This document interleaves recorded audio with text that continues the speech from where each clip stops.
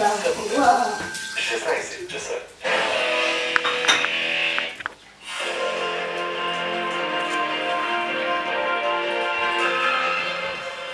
Здравейте, това е обедната спортна емисия на Нова телевизия.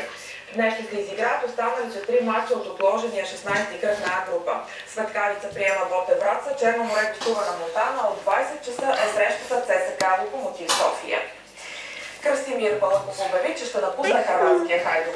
Българският специалист поема от днес Кайзерслаутен и ще има задачата да спаси от изпадането, но който в момента е последен в Бундеслигата.